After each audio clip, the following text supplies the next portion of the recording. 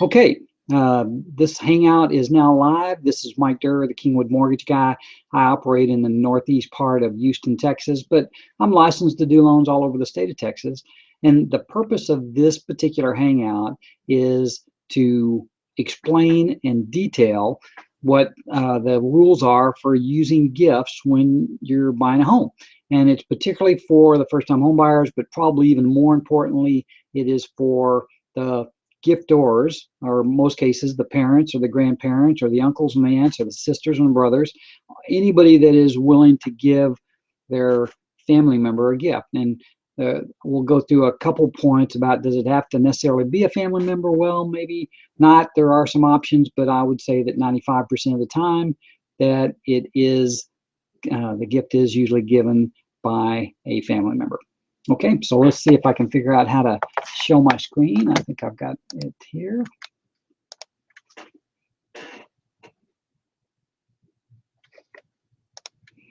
Okay, so gift funds, making sure the process for making the gift fund is done properly. That's the premise of it. And again, my name is Mike Durr. I want to make sure that you understand that I am licensed by the state of Texas and the NMLS, which is the governing body for mortgage entities.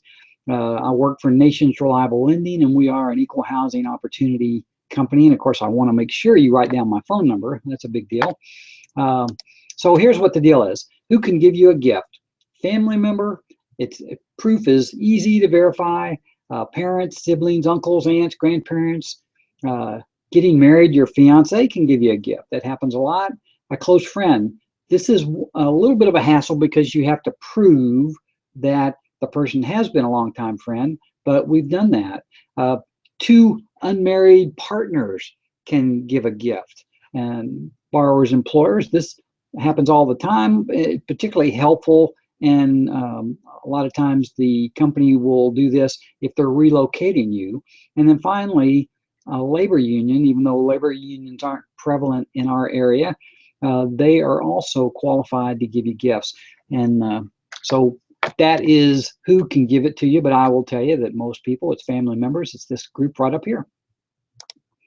All right, who can give you a gift? Let's see, I just did that one minute ago. Let's go to the next one.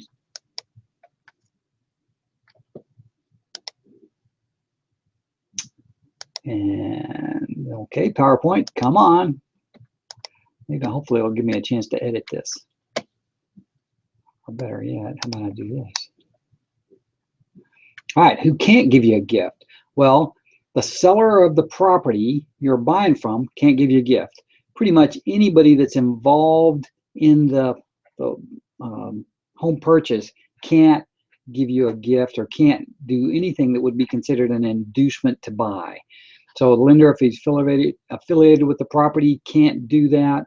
And no one who will gain by the sale of the property can be a donor. So that rules the old game. We used to be able to do that kind of stuff, not so much anymore. So here's the crux of it. The lender must track the funds from the donor's account to the borrower's account. And we do that by obtaining a copy of the canceled check or other satisfactory withdrawal document that shows the gift leaving the donor's account. Now, what that means is that the donor usually has to give a copy of their bank statement showing A, that they have the funds to give. They also have to show the funds leaving their account. And then finally, we look at the borrower's account and see the funds being deposited into the borrower's account. So that's the crux of it. The donor has to show an account that he has the funds to give, and then they have to show how they landed in the account. Now, a copy of a check, a copy of the check for the gift is always a good thing, but you still have to show the bank statement from the donor or gifter, because underwriters require that they see that the borrower had the funds to give. Now, is it okay for the borrower or the giftor or donor to borrow the money? It is, but all that has to be tracked. They don't want to leave any stone unturned in where these funds came from.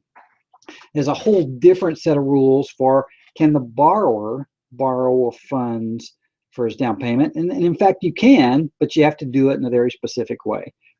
So One more time, just because this is the crux of it, we have to document the funds coming from the donor's account into the borrower's account. And we do that specifically with getting a bank statement from the donor and showing those funds that he's got the funds to give and that the funds have left that account via the check, and then they show up in the borrower's account. All right, so, and the second part of that is there's a gift letter. Now, in the gift letter, this should be real easy to see, but we understand that the gift will require documentation, including proof that we have given the gift from the account listed below, and proof that the funds have been received by the applicant or the applicant's attorney prior to settlement. So you can't wire the funds directly to the title company, but you have to sign this. And here's what it says here. We certified that this is a bona fide gift and there is no obligation, expressed or implied, to repay this sum in cash or other services of any kind now or in the future. We understand that this gift will require documentation, including proof that we have given the gift from the account listed below, and proof that the funds have been received by the applicant or the applicant's attorney prior to settlement.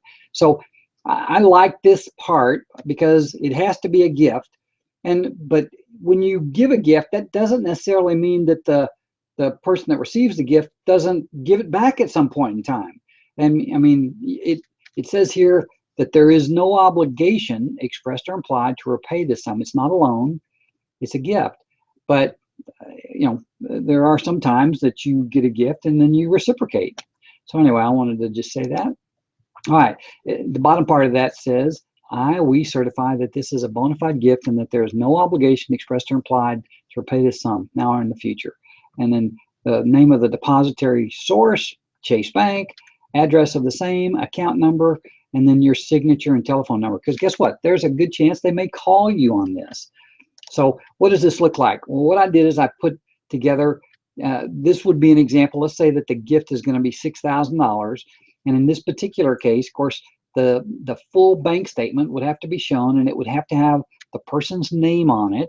In this particular case, I crossed out these account numbers because they're right here, but you couldn't do that. You don't want to, what do you call it, redact. You don't want to redact any of the document. And if you have concerns or trust issues with the mortgage person, then you shouldn't be using that mortgage person to start with. But in this particular case, the gift is going to be $6,000, and these people obviously have more than $6,000 so that they can give. Okay.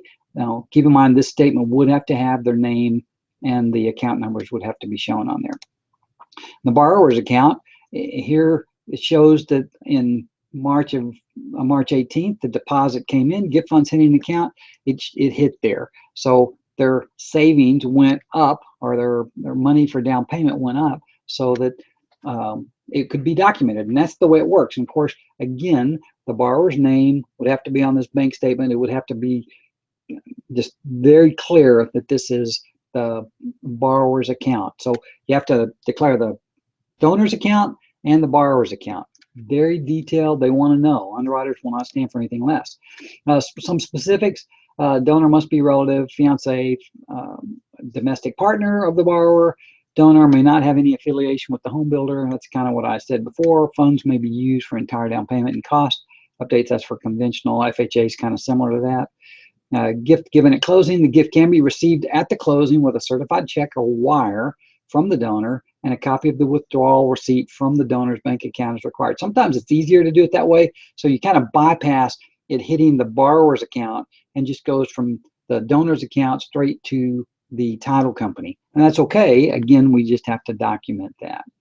So that's the crux of the gift stuff. That's not a full expose on how gift funds can be used, but it should help you as far as understanding what is needed.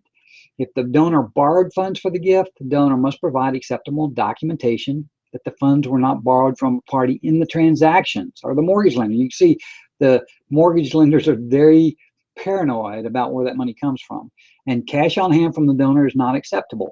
And when I say cash on hand, I call that mystery money. That's money that's not in an account. It's mattress money. It's cash on hand. And again, cash is not a good thing in the mortgage industry. So you just have to get past that. Now, cash is a good thing. It's just not a good thing for the mortgage industry. So finally, let's see if I can turn this off right here.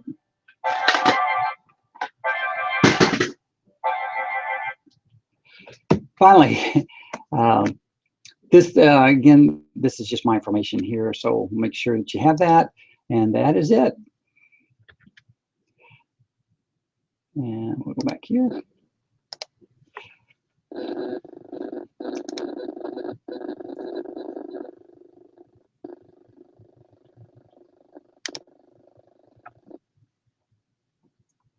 Okay, so hopefully that was helpful. What I'll do is I'll try to edit that so it's not so choppy, but appreciate you taking a minute to look at that, and look forward to talking to you soon. Bye-bye.